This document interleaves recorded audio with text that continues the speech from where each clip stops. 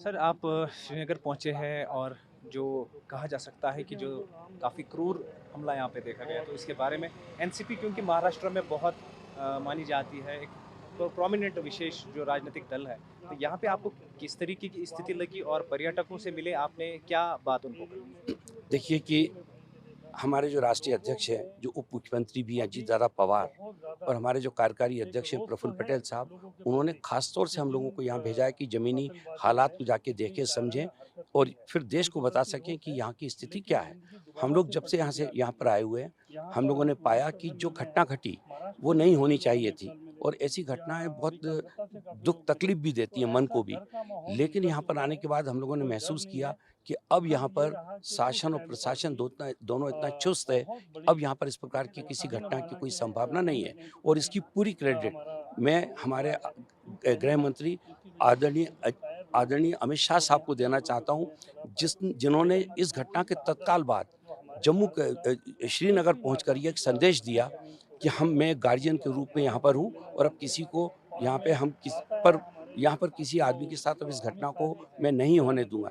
इस संदेश ने जम्मू कश्मीर के लोगों में एक साहस भी भरा है और एक उन लोगों को एक फिर से काम करने की उनमें एक हौसला पैदा हुआ है। दूसरी बात ये थी कि इसके कारण ये बात सच है कि पिछले 5 साल में केंद्र सरकार की नीतियों के चलते यहाँ पर खुशहाली का वातावरण बना, यहाँ समृद्धि भी आ रही, यहाँ आदमी के हाथ में काम भी आया। लेकिन उसको ही तोड़ने के लिए शायद ये इस ढंग की घटना घटी है।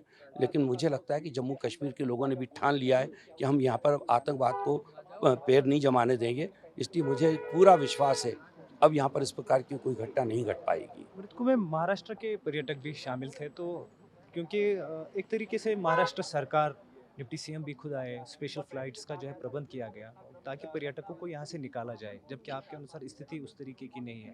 तो आपको लगता है कि सोच समझ के ऐसे प्रयास करने चाहिए क्योंकि अभी पीक सीजन है, तो यहाँ पे जो है पर्यटन प्रभावित हो सकता है?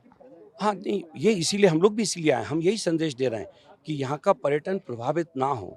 इसलिए ये चीज़ ज़रूरी है कि हम लोगों को ये बताएँ कि यहाँ पे शांति है, यहाँ इस प्रकार की अब घटना होने की कोई संभावना नहीं है और यहाँ का आम आदमी, आम कश्मीरी पूरी ताकत के साथ इस आतंकवाद के खिलाफ खड़ा हो गया है। यही संदेश हम लोग देश को देना चाहते हैं और आप लोगों के माध्यम से हम ये बात आगे बढ़ाना चाहते हैं। मुझे नहीं लगता कि अब इस प्रकार की कोई घटना घटेगी।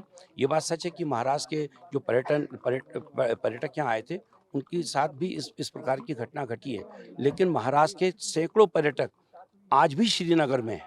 कल ही बहुत सारी महिलाएँ थीं, जिनसे कल हम लोगों ने वहाँ देखा उन लोगों को और वो पूरे विश्वास के साथ वहाँ पे चहलकदमी कर रही थीं। तो मुझे लगता है कि एक बहुत अच्छा वातावरण है।